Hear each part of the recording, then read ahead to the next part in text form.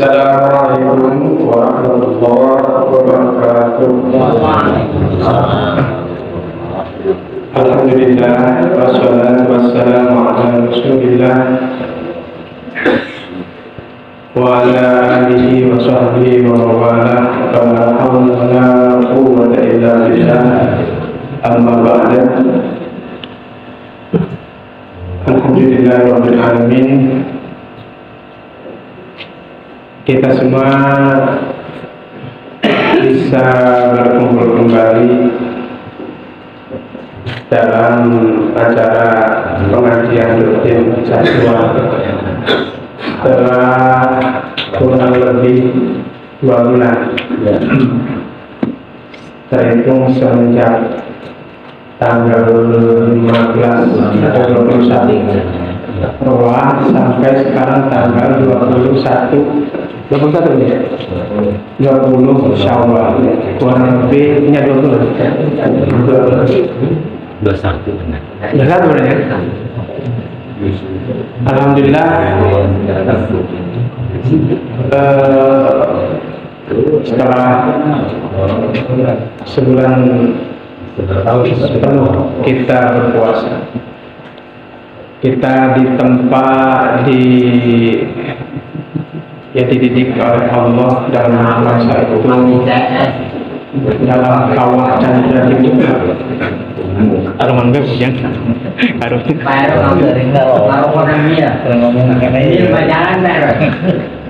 dalam kawah candra ini supaya kita menjadi orang-orang yang bertakwa.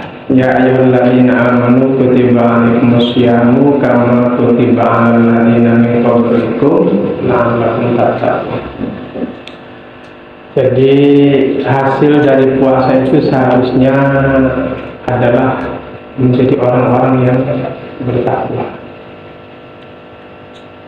Saya tidak akan menjelaskan takwanya karena waktu nanti.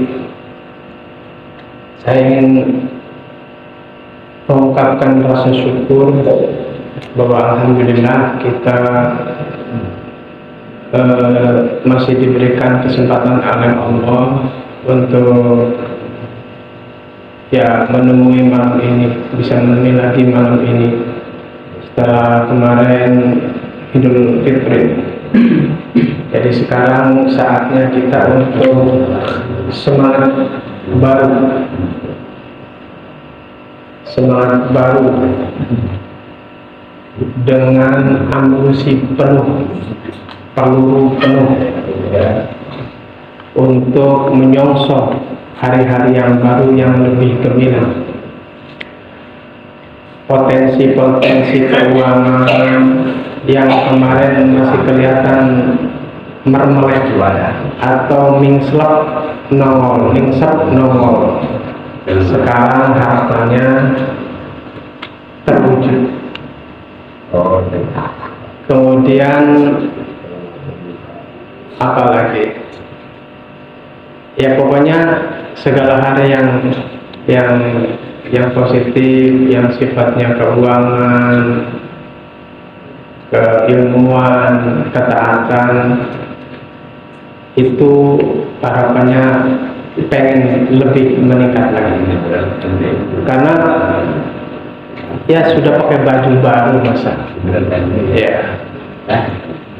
sudah makan enak, makan daging banyak sudah.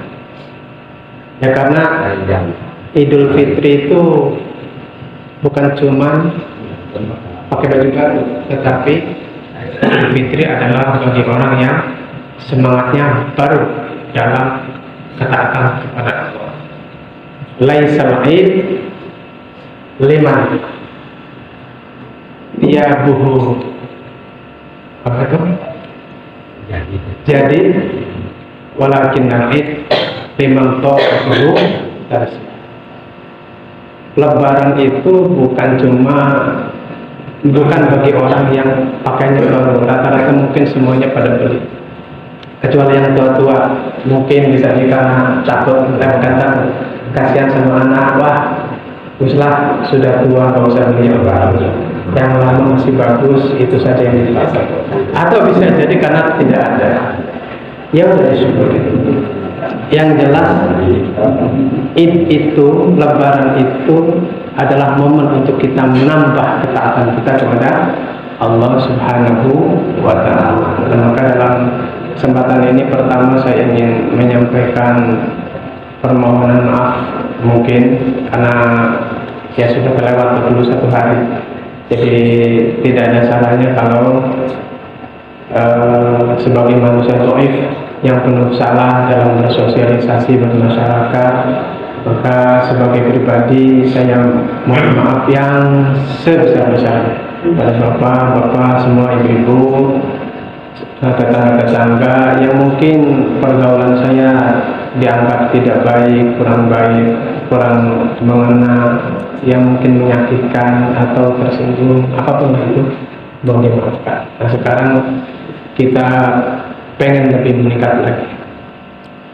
Nah, dalam kesempatan kali ini saya akan meneruskan bacaan yang sudah dibacakan oleh Ustaz Fahyuddin kemarin terkait kisah Nabi Musa dan Nabi Khidir yang diceritakan dalam surat Al-Kahfi, yang kisah tersebut mungkin beberapa ayat akan selesai, akan berganti dengan cerita berikutnya, kisah berikutnya, yaitu tentang nabi atau wali atau raja Dzulqarnain, atau wali yang disebut Iskandar, Alexander, ada yang orang luar itu Alexander the Great, ada yang ngomong seperti itu. Kita bahasanya Dzulqarnain. Mari kita mulai saja. Bismillahirrahmanirrahim. Qala law syi'ta, itu ya saja. Eta benar. Qala law syi'ta katakan alai ajra. Lewatnya Sa'an Nabi Ka. Qala lahu qala hadza firaqu baini wa bainik sa'unabbi'uka bi ta'wili ma lam tastati' 'alaihi sabra. Amma safinatu fakanat limasakina ya'maluna fil bahri fa aradtu an a'ibaha wa kana wara'ahum malikun ya'khudhu kulla safinatin ghasba. Amma safinatu anakun utawi perahu, fakanat mangka iku ana apa safinah iku limasakina tetap kedua piro miskin, asyarotin kang 10, yang maruna kang midamel, kang menggawe, kang nyebut gawe sopo masakin bahri ing dalam lautan, bisa jadi nelayan atau tukang rental perahu, atau semacam ya rental perahu, entah itu untuk penyeberangan atau untuk berlayar. Biha kelawan sapinah mu'ajirotan kang jutut upah, kang jaluk upah lahar krono sapinah atau maring sapinah kelatan krono nyukri dari kaspi maring penggawean. Jadi kunonya kuno bahwa rental itu sudah ada. Kalau sekarang itu sudah banyak rental mobil, rental apa lagi? Kalau di Lirboyo itu rental sepeda. Jadi Lirboyo itu ada kayaknya lagi. Ya. Jadi di Lirboyo Pak, di Lirboyo itu. Eta kan tak ayah angkot, mengalewat ke pondok dan turunan karena ngeganggu. Ayeuna malah sama sekali mengalewat kali Lirboyo saking pinungan. Zaman saya mondok itu santrina sekitar 10.000. Ayeuna 45.000. Mun kadinya itu bisa lewat aja. Wow, macet mesti ya. Eta zaman saya bala menarik ke kota gitu. Arek ziarah gitu ke mana atau hayang nyatel gitu. Kan di pondok kan biasanya teror. atau yang ngarang ngaji kan biasanya sok nyedong apa gitu, setengah jam gue langsung cangkel segala macam ya. Itu satu santri kayak gitu, setengah bulan, sebulan atau seminggu bahkan sayang keluar kayak refreshing lah liburan. Eta ngerental sepeda. Zaman saya itu sekitar 150 sejam. 150. Ini naik sampai 300. 1 jam. Nugar kuno itu sampai ratusan nugar. Jadi kunonya kuno rental itu sudah ada. Makanya sekarang ya karena orang itu rodo nggak ikhlas gitu. Kalau cuma nganter orang kayak bapak nganter, ya kayak ojek sama gitu. Ngantar orang walaupun mungkin kan kelihatannya nggak ada yang diambil, manfaat yang diambil itu cuma ngantar doang apa sih untungnya itu. Itu ngantar saja itu kan kayak nggak ikhlas, makanya lah ngambil upah, nggak peduli siapa yang naik. Nah waktu itu ceritanya di Tafsir Bedawi kalau nggak salah itu antar percakapan Nabi Khidir dengan rental perahu itu kan pakai bahasa Turki. Jadi ceritanya ini bisa panjang ya. Ceritanya Nabi Musa ini di Mesir, asalnya Mesir. Nabi Musa disuruh Allah untuk nyari ilmu, untuk menemui atau ngaji sama Nabi Khidir. Di mana itu adanya? Di Antokia. Antokia itu di mana? Di Turki.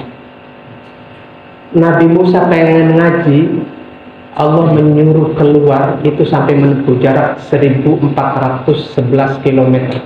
Bayangkan, hanya ngaji doang. Lamun dibayangkan mati dia ya Pandeglang sampai ke Bali lah, atau lewat sekitar Lombok. Maaf, ada lumpang. Eta pelajaran diantara yang bisa kita ambil dari cerita Nabi Khidir ini. Kewajiban bahwa untuk menuntut ilmu apapun harus dilakukan, termasuk jarak yang jauh. Nah itu diantaranya. Eta jadi pakainya bahasa Turki, ya kira-kira bahasa Turki lah. Pakai bahasa Turki itu enggak, Nabi Musa nggak tahu, cuman ujung-ujung Nabi Musa paham bahwa kepada Nabi Khidir udahlah gratis saja nggak masalah, bukan rental itu. Nah, lanjut ya. Jadi bahwa tadi rental perahu zaman dulu sudah ada, cuman pada waktu itu Nabi Khidir minta perahunya untuk dinaiki, itu udahlah kata tukang perahu gratis saja. Itu yang dimaksud limasakina ya'maluna fil bahri fa'aratu maka ngarepaken sapa ingsun an aibaha ing yenta apa rakiba ya rakabu nunggang sapa ingsun ing safina wa kana lan ana waroahum wa kana lan ana. Oh, bukan aiba, nyacat, ngerusak ya. Ingin nyacat sapa ingsun atau ngerusak sapa ingsun ing safina wa kana lan ana. Iku waroahum tetep ing dalam burine masakin, idza raja'un dalem nalikane bali sapa masakin, au amamahum atau ing dalam ngarepe masakin, al ana ing dalam saiki malikun sapa raja kafirun kang kafir. Ya kudu kang ngalap sapa malikul lasafinatin ing saben-saben perahu solihatin kang soleh gosban kelawan nyolong terang-terangan. Gosban itu ada gosop maling terang-terangan, ada maling sembunyi. Kalau maling terang-terangan namanya gosop, prakteknya biasa dilakukan di pondok itu, tapi kecil-kecilan, sendal, apalagi baju, gitu, pulpen, gitu. Tapi ya kalau pulpennya agak ini lah, yang masih utuh lah, sendal, gitu, baju, biasanya di pondok kayak gitu. Tapi ya itu konsep santri itu biasanya apa itu likulli syai'in ridhohu gitu. Anggap pemiliknya udah ridho, udah pakai. Itu nyolong terang-terangan namanya gosok, nyolong sembunyi namanya sariko. Nah kalau yang di kampung biasanya bukan gosok, tapi sariko. Itu.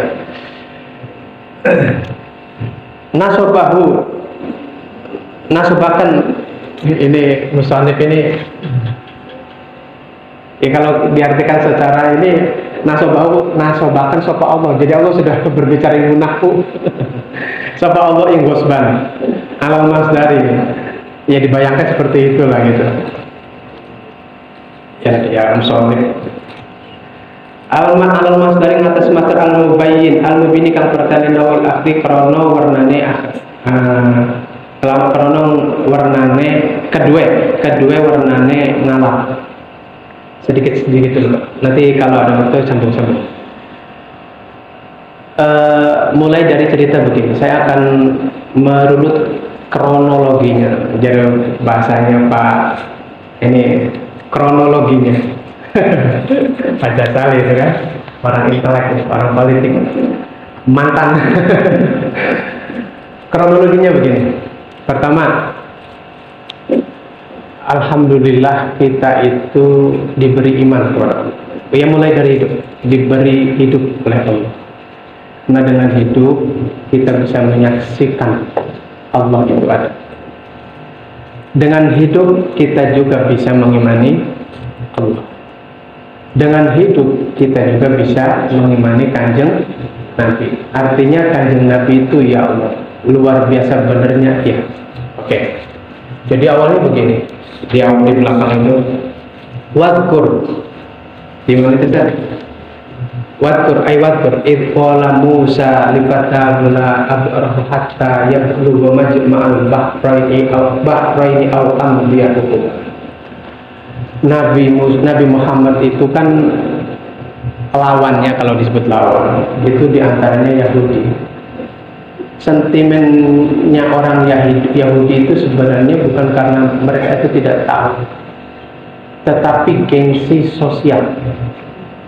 Orang sama kiainya itu nggak mau dikalahkan satu dengan yang lain. Ustadz sama, pedagang sama. Padahal Yahudi itu ya samawi, Islam ya samawi. Artinya sama-sama sumbernya dari Allah. Agama langit dari Allah. Artinya ciri khasnya agama langit itu sumbernya sama, ciri khasnya sama. Bahwa la ilaha illallah Muhammadur Rasulullah. Ya jangan Muhammad Rasulullah dulu lah. Zaman dulu kan ya kira-kira Musa Rasulullah gitu. Ketika Nabi hadir, sentimen. Masa agama kita udah benar, Nabi Musa adalah Nabi kita, beliau adalah membawa kebenaran. Kemudian kok tahu-tahu datang Nabi Muhammad mau menggantikan agama kita? Tunggu dulu, kalau memang dari sumber yang sama, coba buktikan, ya kan? Akhirnya mereka kira-kira ngetes ke Nabi Muhammad, kerasulan. Pertama, Muhammad kira-kira begitu. Yang namanya kafir kan jangkrak sama Nabi kan. Nggak ada orang yang kafir yang bakal kemudian hormat. Ya Sayyidina Muhammad, nggak ada. Ceritanya nggak ada. Orang benci itu pengen, nggak ada manggil nama itu dengan sebutan Pak, Kang. Pengennya apa namanya? Untung nggak sebutan apa itu kasarnya. Namanya, maksudnya muka sama Pak Jasali. Jasali ya, gitu. Kira-kira gitu. Untung si hidung tanpa untung. Mas, kira-kira gitu. Mas. Lamun sirah benar. Kalau anda itu benar, coba buktikan.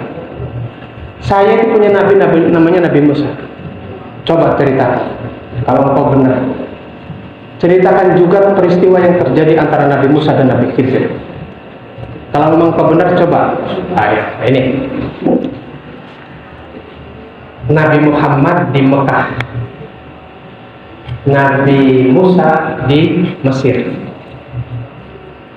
Nabi Khidir di Turki. Antioquia itu saya cek ternyata jadi di situ ahlak Koreatin staf nama itu ahlak Korea itu yang dimaksud adalah Antioquia.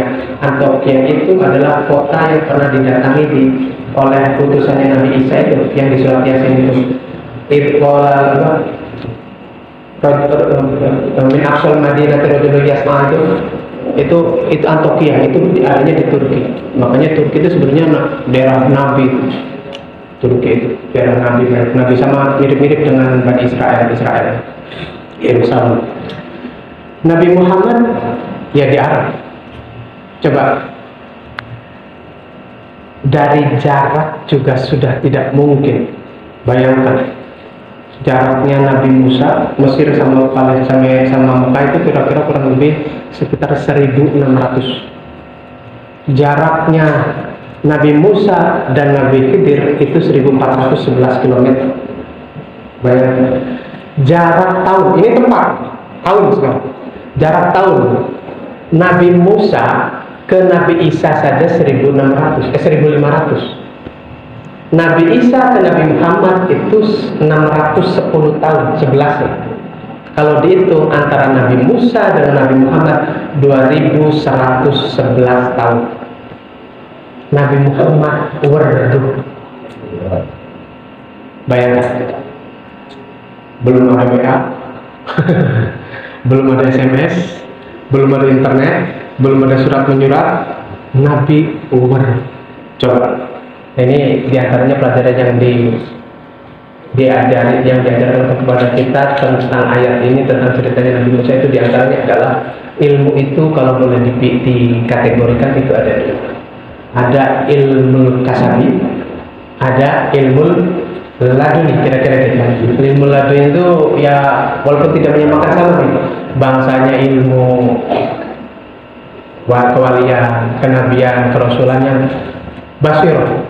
Jadi nggak butuh piranti mata untuk tahu, nggak butuh piranti telinga untuk tahu, panca indera untuk tahu, tapi langsung nurul basir. Ini kalau di kitab hikam itu kira-kira ilmu jenis ini nih begini bunyinya. Lau asyraqalaka nurul basir lawajadta annal akhirata aqraba ilaika min an tartahik. Nah itu. Kalau nur basirahmu itu sudah terbuka, maka kau akan tahu, akan kau temukan, akan kau lihat bahwa akhirat itu jauh lebih dekat dari apa yang engkau bayangkan, dari apa yang engkau usahakan. Jadi orang-orang yang jenis ini hakikat saja. Makanya ini cerita Nabi Khidir itu mewakili ilmu itu. Nabi Musa itu mewakili ilmu syariat. Itu ilmu hakikat, orang lah dalam artian. Ya kira-kira itu ilmu fikih lah kira-kira.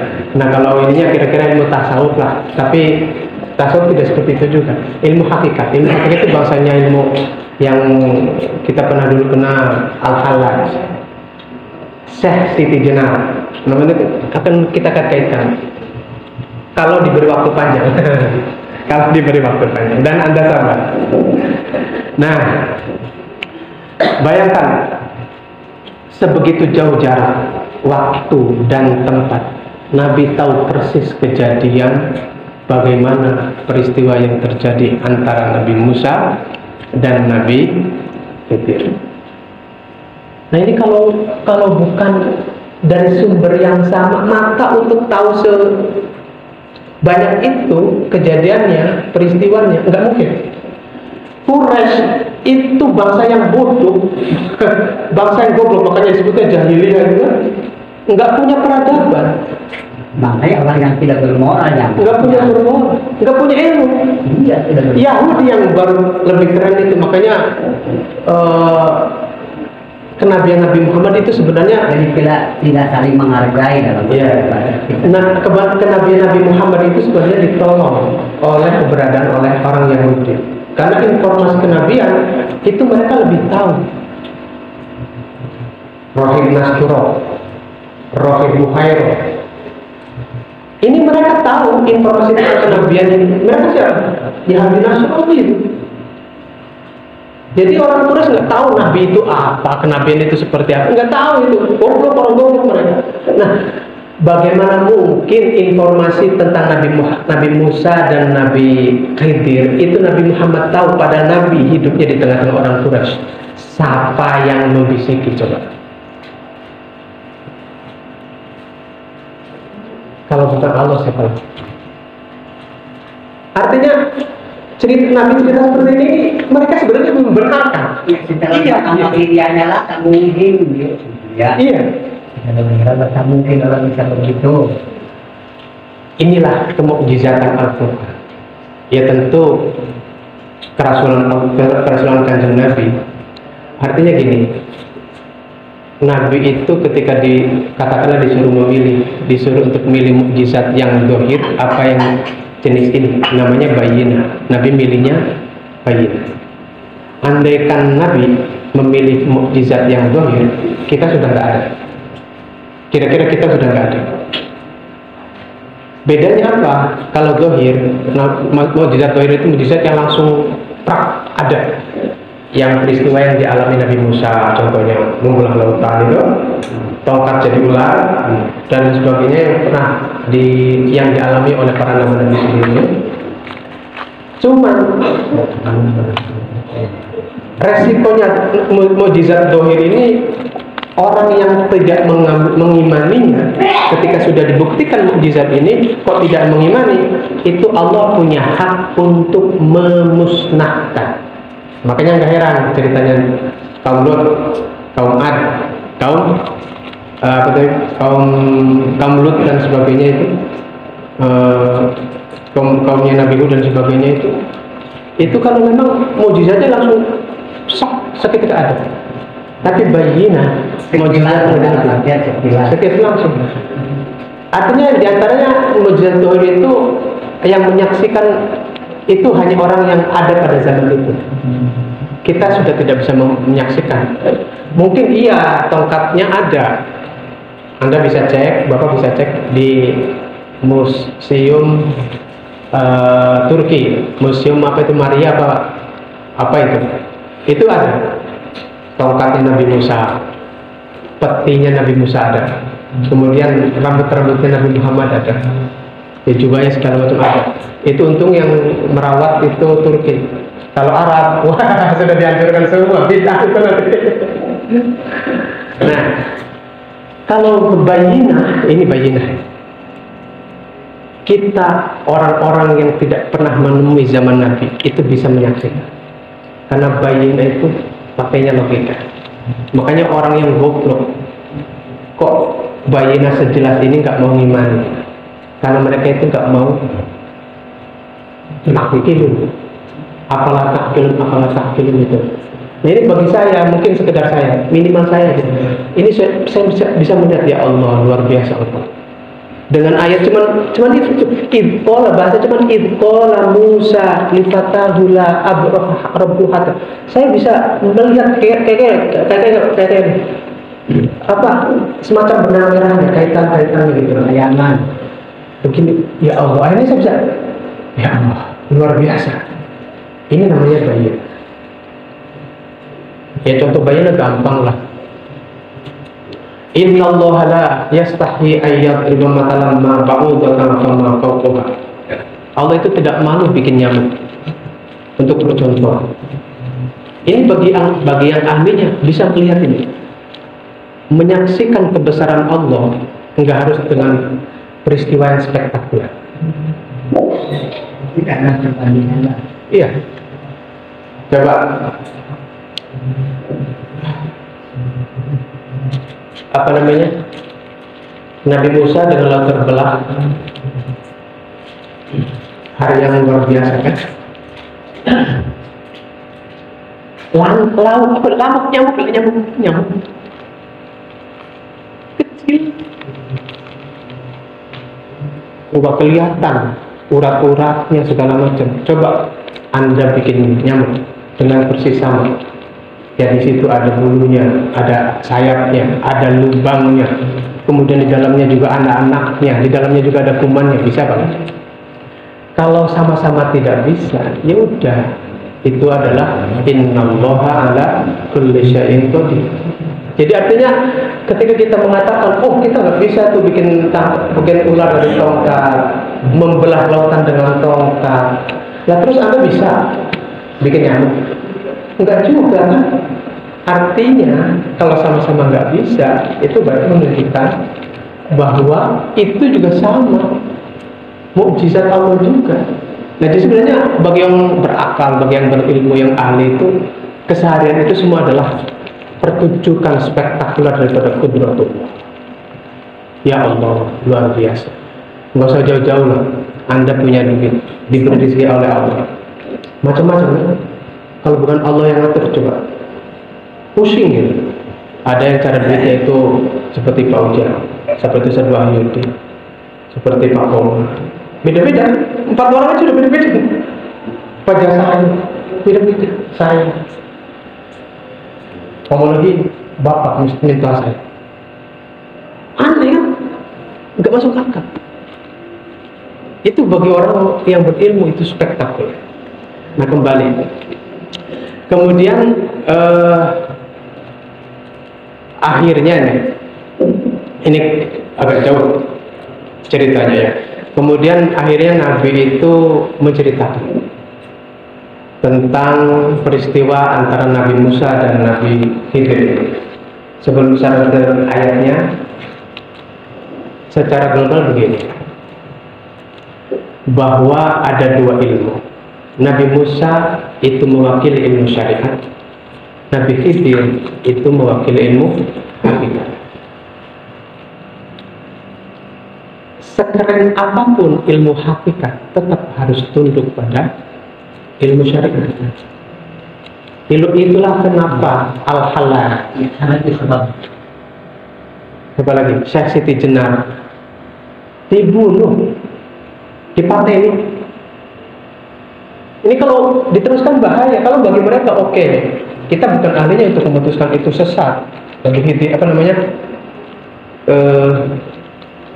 Al-Halal, Syekh Siti Jenar, kita bukan ahlinya. Tapi wali mungkin berhak kan? Ya berhak karena memang selevel.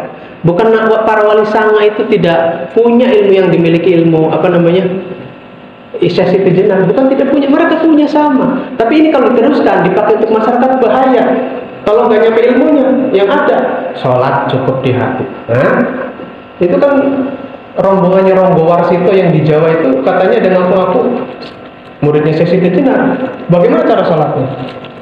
Kamu udah sholat? Ayo sholat. Saya sudah dalam hati. Di dalam hati. Karena memang ketika perdebatan antara Syekh Siti Jenar dengan Sunan Kalijaga itu, ngapain kamu sholat dengan Secara teori Iya. itu beliau, tapi secara praktik kan kita. Iya.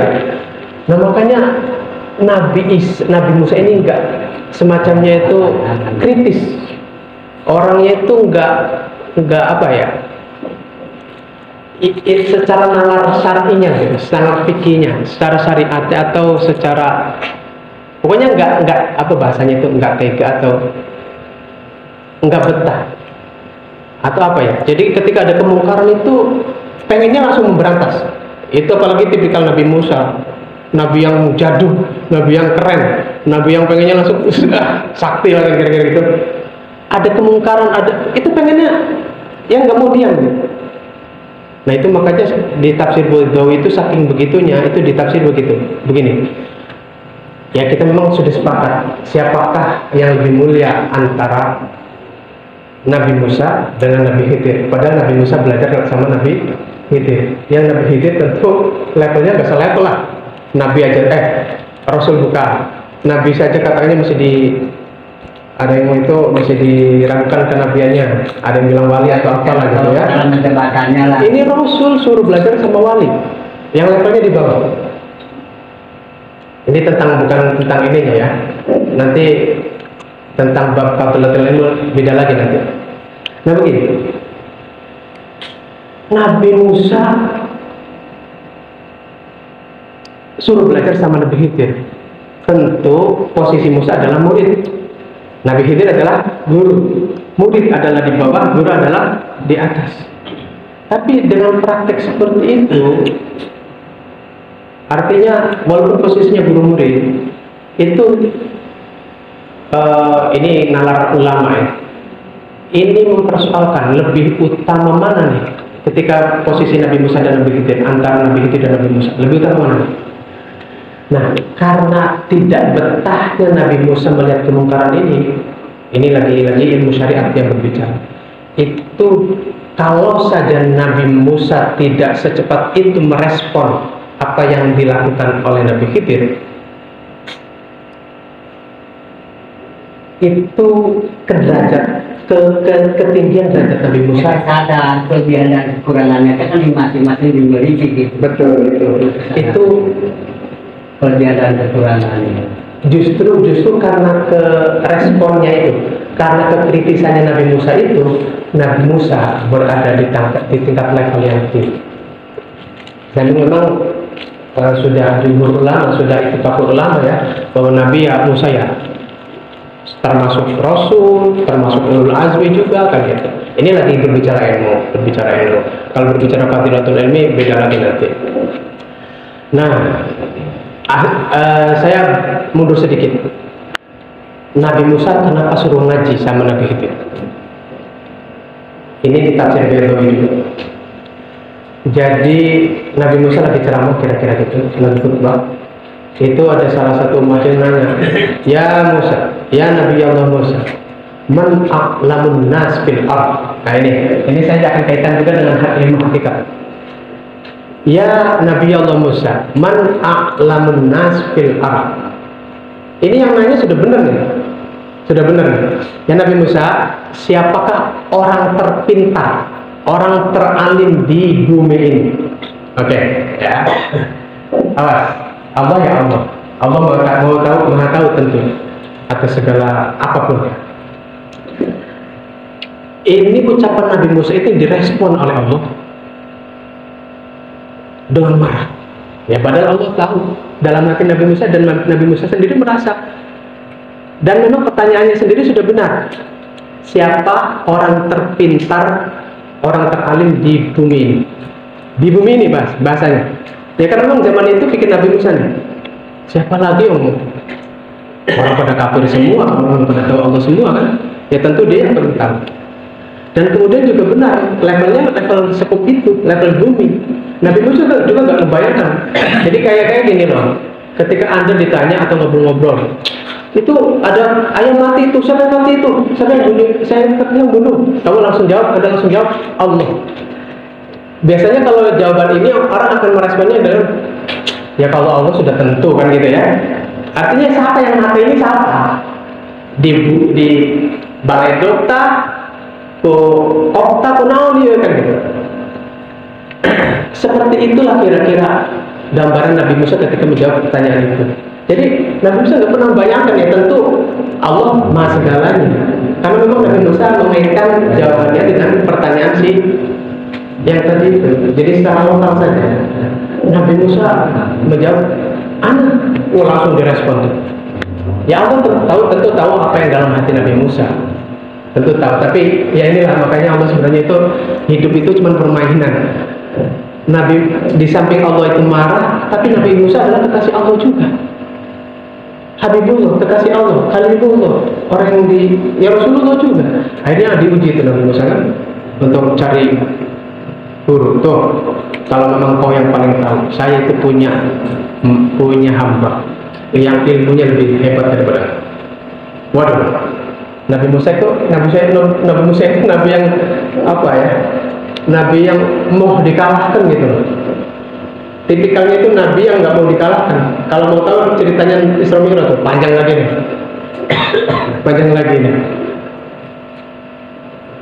Waktu. Tapi kita sedikit ya, sedikit. Nabi Musa itu tipikal Nabi yang tidak mau dikalahkan. Sampai ketika Isra Mi'raj itu Nur Muhammad, Nabi Muhammad itu lewat di atasnya. Di atas Nabi Musa, langit ketiga itu. Itu siapa? Itu siapa? Nangis. Nabi Musa nangis. Ketika ditanya itu kenapa? Aku nggak nyangka ada manusia lain yang derajatnya mengalahkan derajat diriku. Itu Nabi Musa. Nabi Musa. Kemudian kalau Anda tahu juga nih, kalau ngajinya panjang, ini sebenarnya barokah kita sholat 5 waktu itu sebenarnya kalau mau ini saya bukan rahasianya, ini sebenarnya sentimennya Nabi Musa kepada kita. Sentimennya Nabi Musa kepada kita. Karena Nabi Musa itu nggak mau kalau kalau saya dikalahkan secara pribadi oleh sosok itu, katakan ya Nabi Muhammad itu, nggak masalah. Tapi tetap sebenarnya dia nggak rela juga. Tapi umatku saya nggak mau dikalahkan. Umatku saya nggak mau dikalahkan. Akhirnya apa? Ketika Nabi datang, dari ketemu Allah itu kan nemunya Nabi Musa lewat langit 7 terus sampai 3 Nabi Musa ketemu Nabi Musa di stop kira-kira ya apa akhi atau apalah gitu ya Muhammad ya Rasulullah apa yang kau dapat aku dapat oleh salat 50 waktu apa coba bahasanya umatmu nggak bakalan kuat tuh umatku yang gede-gede keren-keren gagah-gagah besar-besar itu aja nggak kuat apalagi umatku yang cemen-cemen cilik-cilik bodoh-bodoh dan sebagainya udah kamu pulang kembali lagi minta keringanan sama Allah ini yang dibawa umatnya. Nah ini saya ngomong ini berdasar ya tafsir Baidawi Kusbah. Kalau Anda tidak terima jangan sama saya. Jadi barokahnya sentimen Nabi Musa sebenarnya kita sholat 5 waktu. Tapi baru sentimen itu kan alasannya dia angkasa. Sentimen itu ngerti nggak? Sentimen. Iya. Sentimen itu nggak selamanya buruk. Terlalu yang baik. Ini masih dianggap baik. Sentimen Nabi Musa, barokahnya kita sholat 5 waktu, enggak 50 waktu. Andaikan, coba kenapa Nabi Ibrahim?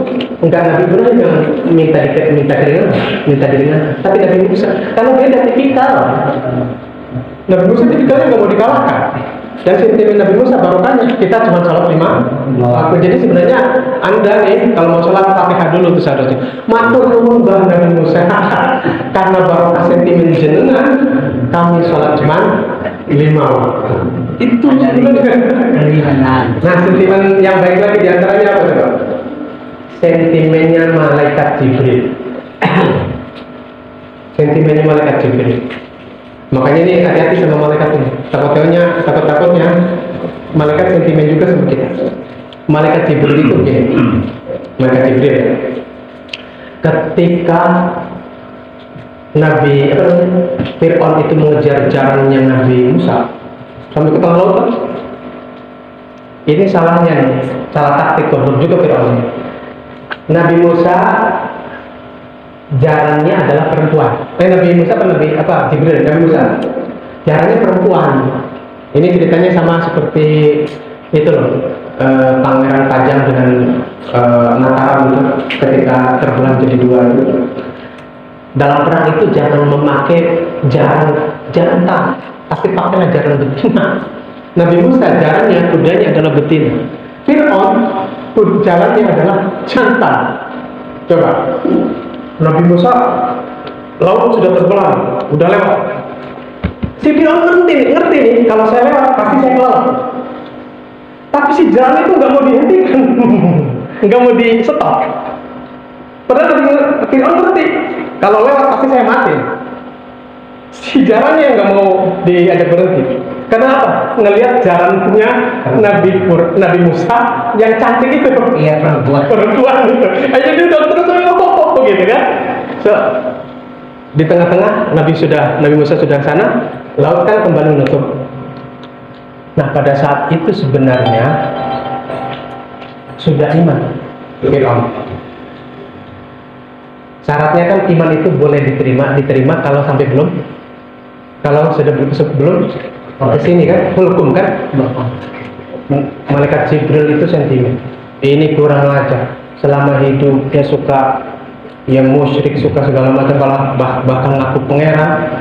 Ini tahu-tahu mau mati iman. Wah nggak benar ini. Ini apa? Ngambil tanah itu malaikat Jibril, sesepkan ke mulutnya Fir'aun. Nggak jadi. Di surat apa itu? Apa mungkin? Itu sentimennya Jibril. Makanya ada sering-sering Fatihah dalam malaikat itu. Takut-takutnya malaikat sentimen sama kita mati gitu. Itu saja Bapak Musa. Assalamualaikum warahmatullahi wabarakatuh.